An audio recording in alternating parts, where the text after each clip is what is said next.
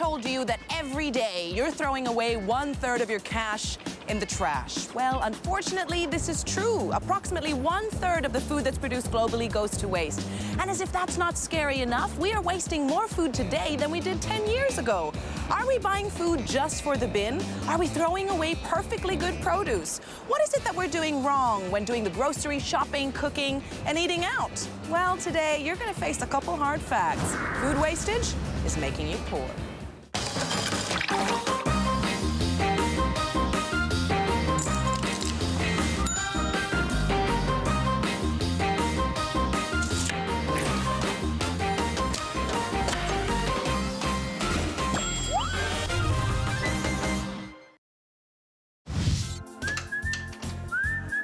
What a beautiful day.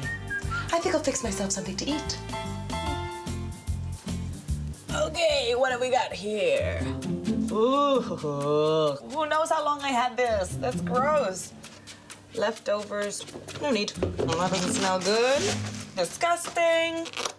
Oh, Guess I have to go back to the grocery store. Apples. Perfect apple, where are you? Nope, not perfect. Maybe this one? Nope. Oh, that's a really good deal. All right. Oh, look at this. You can get 2 for the price of 1. This is even cheaper. Look at that. You always need bread. Come on, let's just live a little.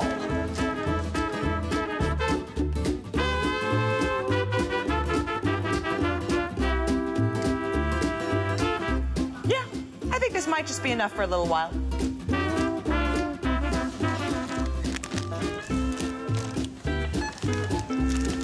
So that'll be $422.90. Cash or credit? Credit? I'm afraid, miss, you're maxed out. No, that's impossible. I was just here yesterday and it worked just fine. Yes, I remember. Am I here that often? Yes, and you buy a lot, lady. Take it easy. And if you don't have enough money to buy, please make way for the other customers. Next! Jeez, no wonder my bank account's so bone dry. I guess I shouldn't have been so trigger happy with all that shopping, but I didn't think I'd spend that much. I wonder, where exactly did I go wrong? The answer lies in something experts call oversupplying. I guess I really was buying more than I'd ever need. I just can't seem to resist a really good deal. 2 for the price of 1, okay. This one's even cheaper. Then again, that really was too much food. So I guess I was spending too much and wasting too much. And I'm not alone. This type of behavior is seen all around the world. Globally, we throw out about 1.3 billion tons of food waste. That's equivalent to about 1/3 of the food resources out there.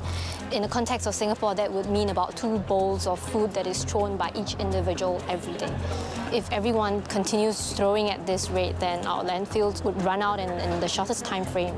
So what can we as individuals do about this? What are we all doing wrong? Well, here are some valuable tips.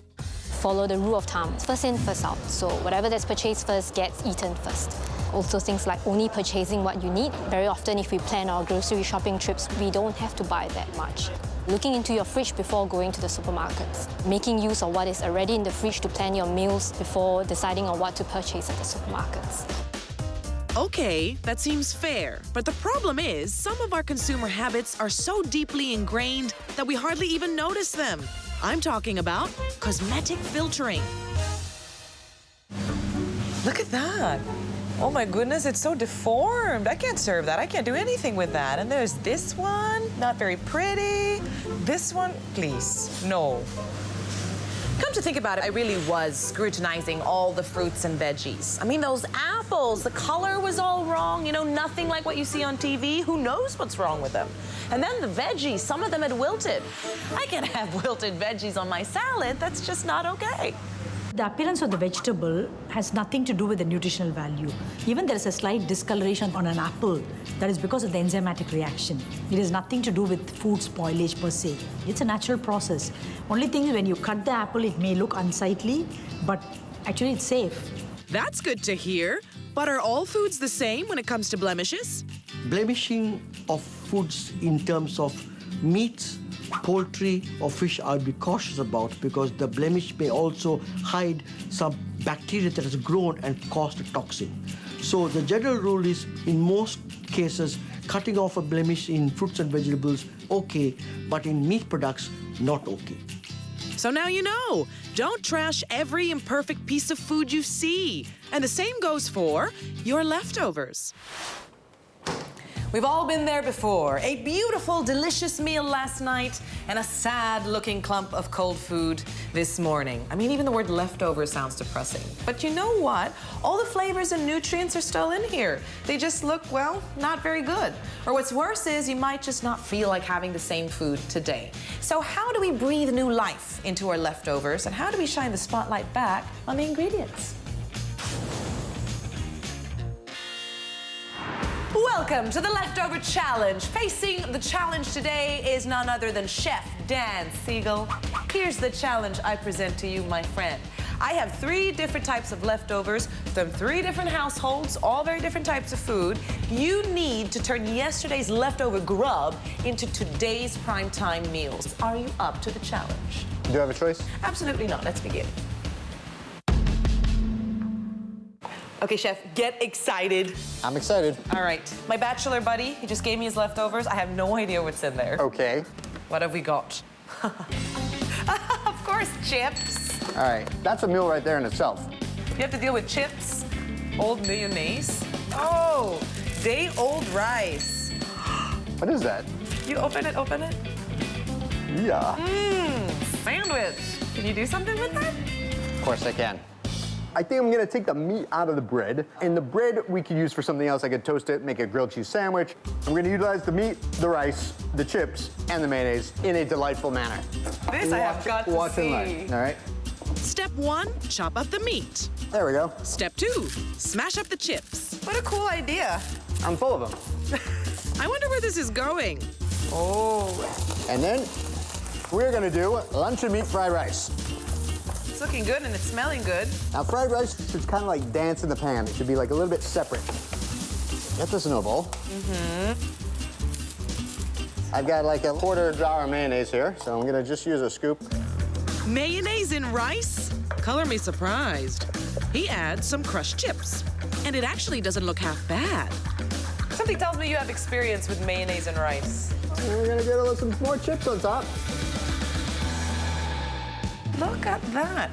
Please, be my guest. That is really good. You have blown my mind. Well done. Don't throw it away.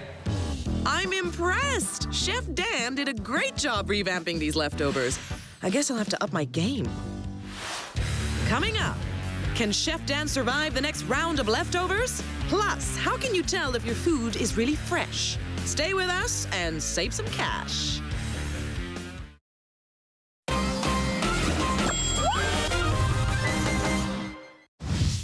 How much food and money are you wasting?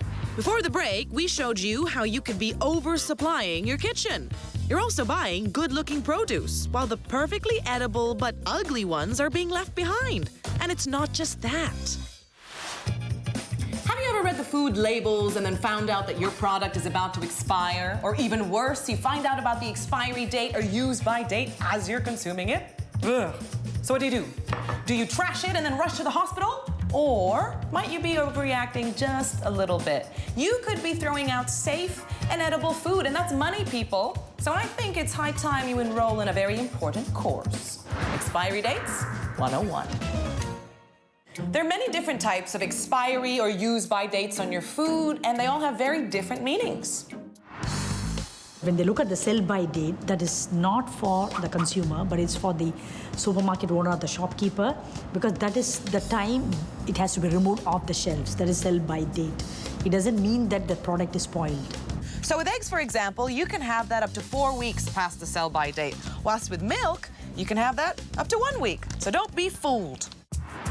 When they put best before, the product is still safe beyond that best before date. So best before tells that the product will taste the best when it's a best before date. Born on refers to the manufacturing date or when the beer is processed date, doesn't mean the expiry date. Now, beer usually spoils about 3 months after its born on date, depending on the temperature of the environment, so make sure you keep a lookout for it. Guaranteed fresh, maybe they want to tell the consumers the product is really fresh, but this is not an approved label by any authority. So what about use by date? That one is the critical one, right? The idea that or use by date is a kind of a deadline of doom and gloom is not something that you should be worried about. Think about it. The bacteria does not know, oh my gosh, it's 14th of October, I'm going to kill you. So therefore, the key point is to use common sense, recognize what foods are safe after the sell-by date, and use that as a judgment to decide whether you consume it or not. Of course, how you store your food will affect the expiry date. So if you want to extend shelf life, avoid storing food in damp and warm places. Sometimes it's hard to keep track of how long we've had something in the fridge or in the pantry or anywhere in the kitchen. So we end up just tossing it out in case it's not fresh anymore. But could we be throwing away perfectly safe and edible food? Well, don't fret. We have a couple tricks for you to test whether or not your food is still safe to eat. Today we're going to do a simple experiment to test how fresh your eggs are without having to crack them open. All we need to do this experiment is some eggs, of course, and a bowl of water. I have 3 types of eggs today. We're going to start with a fresh egg. If it's really fresh, when I put it in the water, it'll sink to the bottom and stay flat. So you can see that this is a really fresh egg because it's laying flat. It's not standing up at all or floating. And now we're going to try the kind of old one. And you can see that it's on the bottom, but it's standing up. This is okay to use for like scrambled eggs, so you don't need to throw it out. Now let's try the old egg. If it's old, it will float. That's an old egg. I would not use it. I wouldn't even recommend cracking it open. The science behind it is as the egg gets older, more and more air goes inside of it, and so it reduces its density, and it'll start to float the older it is. If it's really old, even bacteria can get through the membrane and it'll start to rot the inside of the egg and release things like sulfur compounds, and that's what makes it so stinky. There's an experiment to see if your coffee is fresh or not. It's called coffee bloom. All you do is put boiling water on your coffee grounds and you're looking for bubbles that come out. The more bubbles, the fresher your coffee is. Coffee is made up of different chemicals. Some of them are volatile. They escape easily. This escaping gas causes these bubbles. So if there's a lot of these volatile chemicals still in the coffee, it's fresh.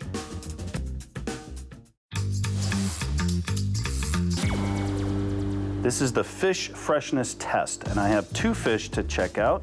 First, we'll look at the fish's gills. They should be a nice red or pink color to indicate that they're fresh. Their eyes should be clear and bulging slightly to make sure the flesh is firm, and the scale should not come off easily.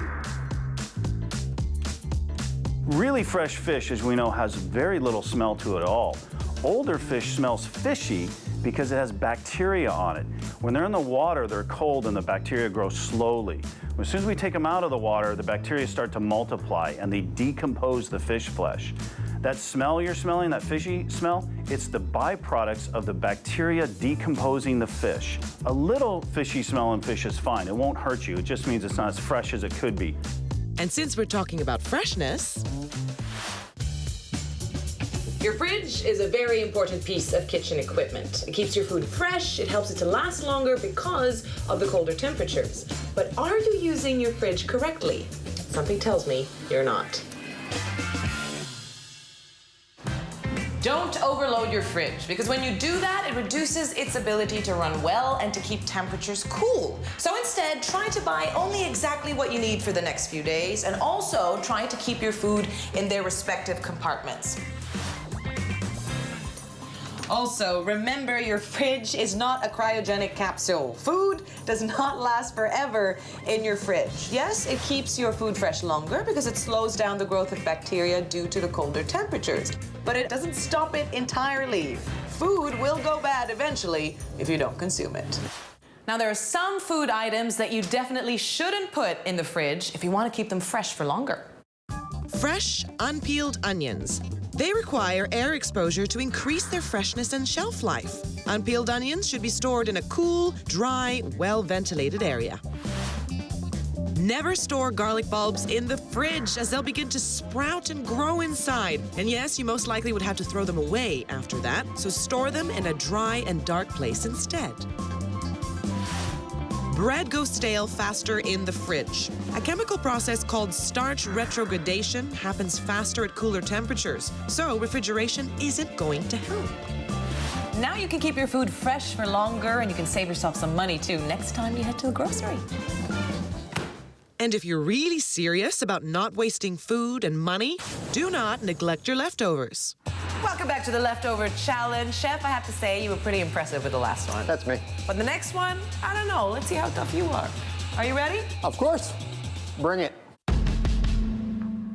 Well, that is a cute little basket you got there. Isn't it so dainty? So my friends, they're a couple, and they told me this is what they had for dinner last night, but I don't know what's in here. This is what they had for dinner. Oh, they're so healthy. Bananas. Bananas. Fruit salad? Okay. Oh, they must have baked something, because we have egg yolks and just some bread. Whoops, this one looks tough. I've got an idea. I am going to make breakfast. Breakfast? Yep. Okay, so we got to do something with this bread. We're going to make a French toast. Okay. And I'm guessing this is not going to be your run-of-the-mill French toast. We're going to thicken it. We just want to have an even heating underneath the pan. Look at that. Ah. All right, beautiful. Yes. We're just going to pour that and let that soak in on the back Et side. voila. Best case scenario is to let this sit overnight. So we got this fruits as well, right? Yes. And we're just going to make a nice fruit topping for our French toast. Throw some butter in there. Okay, and we're going to get that French toast in there. Oof. We are ready to go. That is looking delicious. And now the final touch.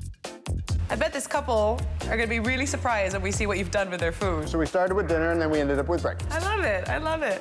Can I try it now? Please. Good.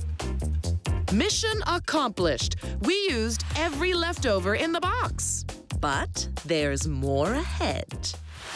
Coming up, the final round of our leftover challenge. Will Chef Dan ace this one too? And we investigate the big fight against food wastage. Singapore is moving forward to the zero waste nation.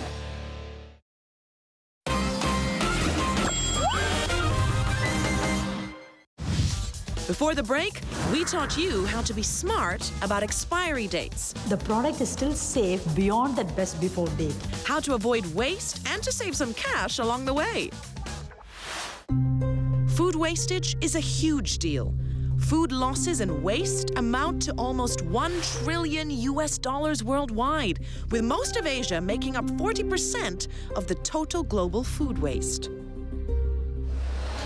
Even though everything starts with you, most of the food that's wasted globally is actually due to corporate practices and not because of the food that you throw away at home. But of course, these corporate practices reflect consumer behavior. But there are some initiatives out there that are helping to combat food wastage. Locally, we've been doing quite a fair bit. So we've got some local NGOs like Food Bank and the Food from the Heart. So these organizations have been collecting cooked food and bread and giving it away to beneficiaries. That's great, but how are restaurants or food courts dealing with food wastage? Some of our local hawkers have taken a step further in terms of managing food waste. They've been looking at using food machines to break them down into non-potable water, which can later be used to clean the markets, or it could be converted into biofertilizers. I want to see for myself how these machines are changing people's minds about food wastage. Serene, tell me about the need to eradicate food wastage in Singapore. How did it come about and why is it so important? Today, Singapore is moving forward to the zero waste nation. So it is important for us to recycle all the food waste. Now we have this system able to turn all the food waste into recycled water, reusable water, or liquid nutrients. How much food waste are we saving or recycling per day? We probably can save close to a ton a day. That's really a step up. I'm glad that we're facing this problem and looking for solutions. But never forget, you too need to do your part. So, start by saving your leftovers from the trash. Chef Dan managed to turn 2 families' leftovers into primetime meals. But can he do it one last time? Okay, so I don't know what's in here, Chef, but I do know that this belongs to a family of 4. Okay, what have we got here? That's a... Formerly known as a baked potato. Baked potato with the accompanying sour cream, it seems, with bacon bits. Vegetables. Got some veggies there. What is this? Well, do you think it used to be cream spinach? Yeah, it's cream spinach. Okay. Looked great. Oh, half-eaten burger. We get a lot of half-eaten sandwiches and stuff. It's a big burger. Yeah. I might need a minute on this one. Oh, I think I got him now. How do you feel about pies? I love pie. All right, what we're gonna do is we're gonna make a little mash.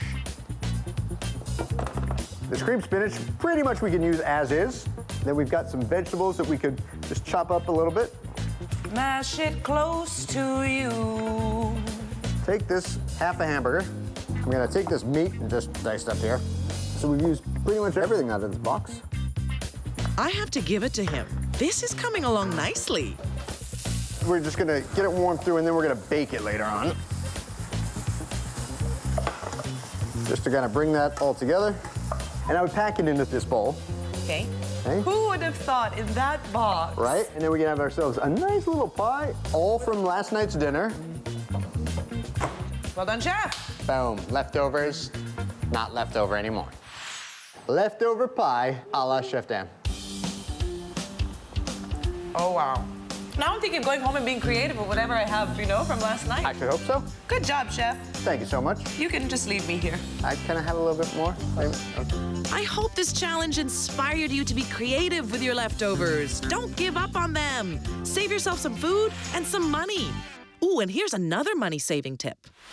Some of the common vegetables that you buy are practically immortal, and they regrow themselves pretty easily. So that means you buy them once and regrow them forever. So talk about stretching your dollar. Let's take a look at some of these wonder veggies, shall we?